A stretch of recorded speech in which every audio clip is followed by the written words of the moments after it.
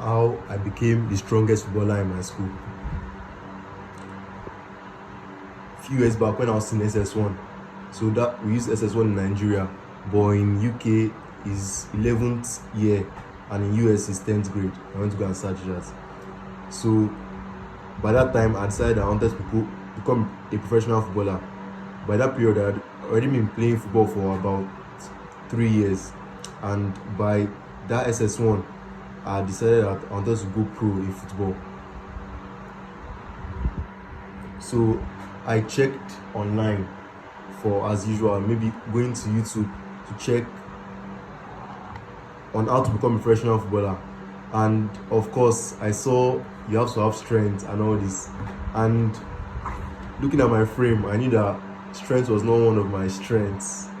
So I looked up how to gain strength as a footballer, and I saw that you had to go to the gym as a footballer.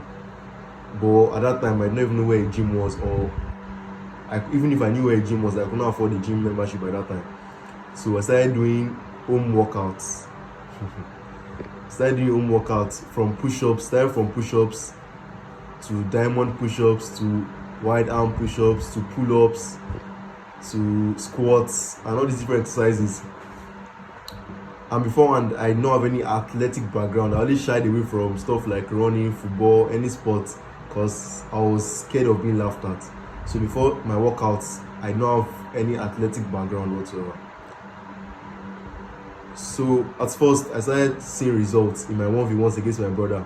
I started like having more strength, bodying him off, small. But when I was bodying him off, the bodying was a little bit forced. Like you had to take your attention away from the ball and try to use all your force that I'm building up to body him off. So that was how it felt like at first. Then at the end of the day, as I progressed, I noticed that it was even easier for him to body me off the ball, for my brother, that I tried to convince him to go to the gym. He never, as in, I tried to convince him to do workouts with me, and he never did them with me. And now that same brother that I tried to convince to work out with me was bodying me off the ball. And I was so shocked. And the more he bodied me off the ball, the more work I did and the more research I did. Instead of me to have thought that I'm doing the same thing over and over and again and I'm expecting a different result. That's insanity. So finally, we found a gym on the way to our house. We found a gym. So we went to go and make inquiries, and I convinced my mom to pay, I think it was 11,000 per month, 11,000 naira per month. That would probably be around, let's say, around $8. But in Nigeria, well, 11,000 naira per month. So I convinced my mom to pay. But I would start joining the gym probably the next week from that week. So as we were leaving the gym, I was scrolling through Instagram and I discovered Football Entangled. And a lot of what he was saying resonated with me. And I actually stopped doing calisthenics and home workouts, and I never went to that gym. And I ended up becoming the strongest footballer in my school. So how did I do it? First, why was I so weak? And why might you be so weak?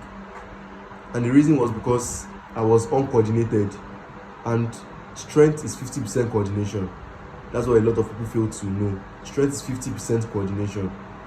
And how can I get more coordinated, you might ask? Well, it's through something called fascia. So notice that the skinniest players are often the most strong on the pitch. Like we have Yamal, Neymar, Mahrez. The skinniest players are often the most strong on the pitch. So why is that? Fascia. Your fascial system is a network of connective tissue that surrounds and interweaves every part of your body. According to the most recent studies, your fascial system is the biggest sensory organ. So basically, what this is trying to say is that fascia is a thin connective tissue that wraps around all our bones, organs, tissues in our body, and is responsible for our coordination, is responsible for structural support, is responsible for speed, and is responsible for movement as well. So fascia. So when I discovered about fascia, I went on a very long holiday and I decided to use, I think it was 4 weeks. I decided to use my 4 week holiday to train my fascia, and I was just doing the basic beginner exercises that I discovered. And at the end of those 4 weeks, the last week, I found a place that I could play small-sided games. And wow, I was so surprised. I had not played ball for a whole month, and I was just balling out. I felt too much coordinated and I felt lighter. And movement with the ball felt effortless. So yes, so fascia training really helped me. And what is the most important muscle for a footballer? Is the glutes. The glutes is the most important muscle for a footballer, and that's why you see footballers doing glute activation warm-ups. And the only real way to activate the glutes is from the feet, and that's what the fascia does. The fascia connects the body holistically. The body is one, but in bodybuilding and calisthenics paradigm, they treat the body separately, like biceps separate, triceps separate, chest separate, back. But fascia connects the body as one. So that's what we're trying to work from an holistic point of view. But before we proceed, you might ask, why is it that the professional players don't train fascia, don't know about fascia, and why is it that they go to the gym and nothing bad happens to them? And it's because, well, from birth, we all had fascial connections, the same level of fascial connections. But the reason why the pros don't need to train their fascia now, is because from birth, we all have fascia, and they did things that developed their fascia. Like they probably played barefoot, they played a lot of sports, they avoided modern cushioned shoes, they did not live sedentary lifestyle, because most of the pros were poor actually. So they could not afford what probably you and I might be able to afford. So they were playing multiple sports, playing barefoot, and they developed their fascia properly. And the reason why they thrive in the gym, the reason why they go to the gym, is because number one, most of them don't really want to go to the gym actually, but they're actually forced to go to the gym and they can't do anything about it. And number two, they already had the existing fascial connections from age 0 to 18, and it's not that they are thriving because of the gym, but it's that they are surviving despite the gym.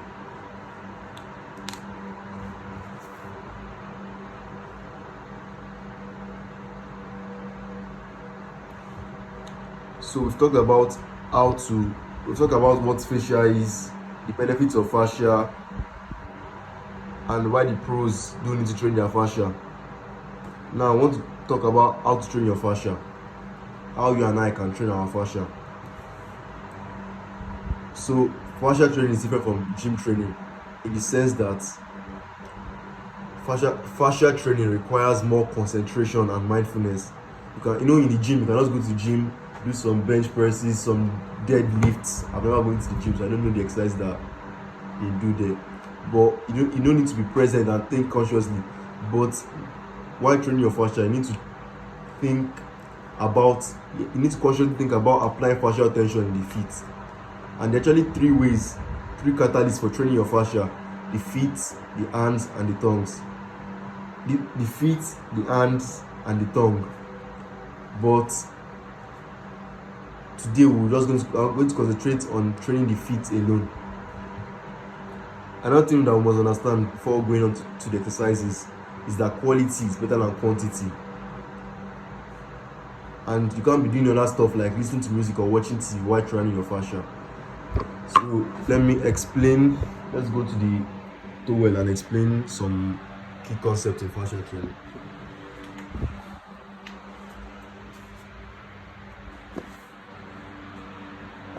So we have myself a towel over here. Before we go on, let's first discuss how to apply fascial tension, because until you know how to apply fascial tension, most of the exercises that are going to be doing today are going to be useless. So to apply fascial tension, we have our feet over here. So actually I think it's better if I write a short PDF for free, and I'm going to put it in the link. I'm going to put it in the link in the description so you can get it for free, and more about the fascia. So to apply fascial tension, you will raise your heel up like so. Raise your heel up, puff out the ball of your foot like so, as if you're puffing out your chest. So you raise the first and the fifth toes up to puff out the chest. Then you're going to squeeze your arc, then retract your toes. So that's the simple step on how to apply fascial tension. So the first exercise I'm going to use to learn how to apply fascial tension correctly is you're going to stand in a staggered stance, then raise one heel, puff out the chest, and then retract, grab the towel. So this exercise that I'm mentioning, you have to feel your glutes. That's the end goal, to be able to feel your glutes while doing the exercises. So but when you first start, as a beginner, you probably feel your calves more, but as you progress, you'll be able to feel your glutes. So you do this 50 both legs, morning and evening, twice a day. 50 both legs, morning and evening, twice a day. The next exercise is the bird on a branch. That's the next exercise, the bird on a branch. And this exercise is meant to help you regain full functionality of your toes, because due to modern shoes, we've lost functionality of our toes. So this exercise is meant to help us regain full functionality of our toes. So it goes like this. It's a two-step movement. It's a three-step movement. You first start, raise your toes up, 1, 2, retract at the middle joint.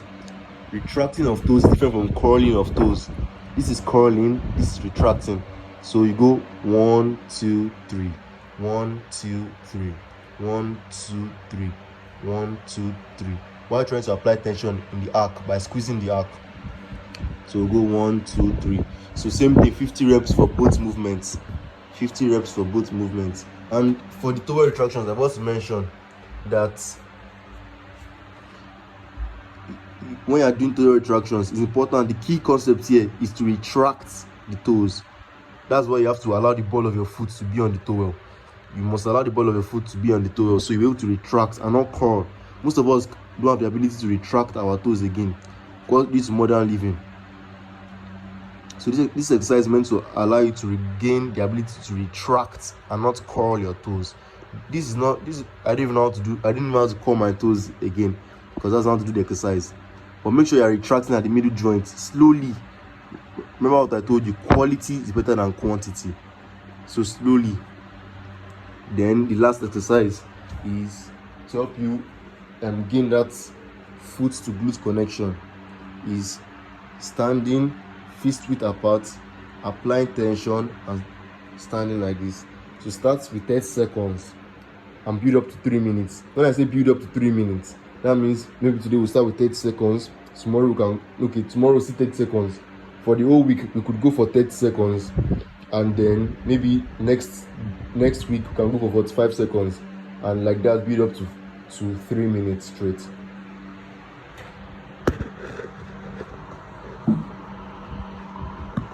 So I'll try my best to put a PDF. Maybe I'll just write a few pointers on fascia, a few notes on fascia. It's going to be free in the link in the description. And then again, if you want to go more in depth on becoming the best player in your school, go to my course. It's also going to be in the link in the description. I think that's all for today. Thanks for watching. Bye.